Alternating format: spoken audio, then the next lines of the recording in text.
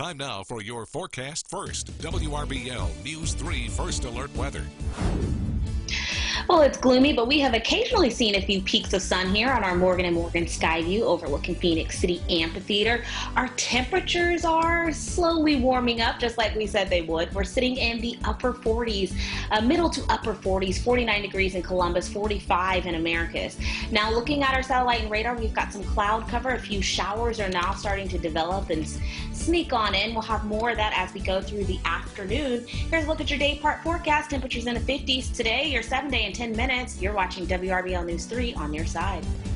All right, thank you, Nicole. Straight ahead, the Muskogee County Schools approved a redistricting map different than the Columbus City Council, how it will impact you in the upcoming election. Up next, jury selection is starting today in the federal hate crimes trial of the men convicted of killing Ahmaud Arbery. Plus, find out why one mayor in Minneapolis says he's placing a ban on no-knock warrants following the shooting death of a 20-year-old man. All that and more as News 3 this midday starts right now. On your side, this is News 3 Midday. Well, good afternoon, and thank you for trusting News 3. I'm Crystal Whitman. And after several months of maps, the Muskogee County School Board of Education voted on the state's recommendation today when it comes to redistricting. Our News 3's Kinsey Beach has been following this story and joins us with more. Kinsey? Well, redistricting is voted on only every 10 years, and after both the City Council and Board of Education agreed to Map J, today that changed. The Board of Education unanimously voted to approve the state recommendation, and City Council is going a different route. Muskogee County School District and the Columbus City Council will now have different district numbers for residents. Well, why? Now, Fort Benning is being added to the population with population and demographics, but only for the school district. This is expanding District 3, 6, and 7 onto Post and will add close to 7,000 residents. What will be different for you is for your city council representative and your school board representative, those district numbers may differ. But it just worked better for our citizenry and for our voters to have that alignment. We will not have that alignment anymore, as the school board will include portions of, or all of Fort Benning, in our demographics. The issue board members will run into here is with access to Fort Benning when it comes time for campaigning as we approach elections. There's so much more of a rush for the school over the city as they try to fast-track the map to be approved by the state prior to the May election. The board approved the vote unanimously today. Head to our website at WRBL.com for a link to an interactive map to see where your new district lines may fall. Crystal, back to you.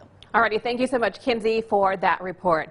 And keeping an eye on Muskogee County, the school district has updated their mask recommendations for students and staff members. Now, starting next Monday, that's February the 14th, mask wearing will be optional but encouraged for students and staff. Now, masks will still be required on buses per federal mandate. The school district says they will continue their current cleaning protocols and keep track of local data to make adjustments as needed.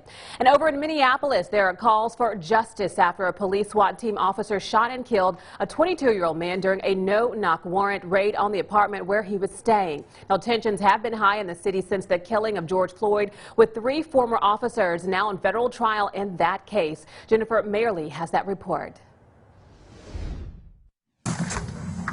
Amir Locke was asleep just before 7 a.m. Wednesday when a Minneapolis SWAT team entered the apartment with their guns drawn. In police body camera video, 22-year-old Locke is seen lying on the couch wrapped in a blanket. A gun is visible in Locke's hand just before officers opened fire, only about 9 seconds after entering the apartment. I've seen it happen. I've seen it happen too many times. Today, Locke's parents are mourning their loss. I should be able to tell my son that I love you, and he says I love you too.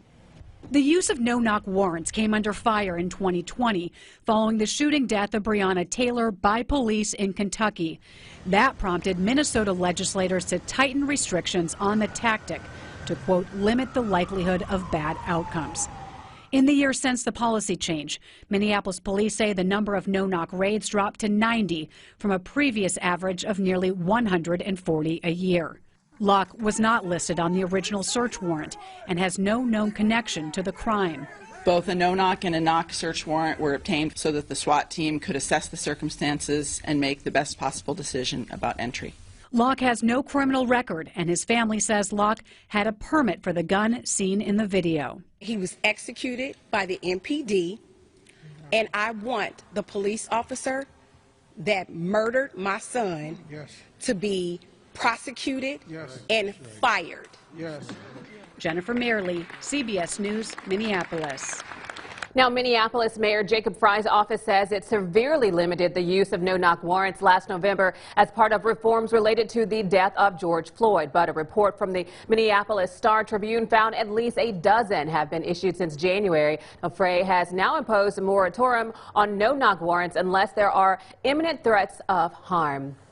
And we're keeping our eye on a number of other big stories for you this midday. Keeping an eye on Georgia. Jury selection is starting in the federal hate crimes trial of 3 men already convicted of murdering Ahmaud Arbery. The judge ordered the first 50 potential jurors to report to the courthouse in Brunswick today. Now, they'll be questioned to see if they can serve as fair and unbiased because of intense pretrial publicity. Roughly 1,000 people across 43 Georgia counties got jury duty notices for this trial.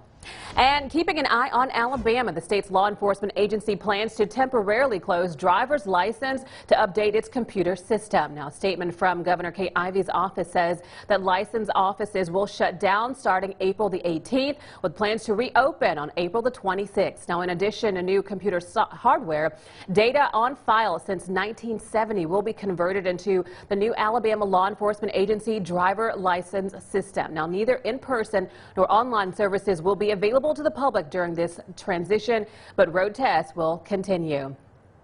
And as we head to break, we want to thank you again for making News 3 Midday your #1 source for local news at noon. And coming up, many diplomatic talks are scheduled as a threat of Russian invasion into Ukraine continues. More details after the break.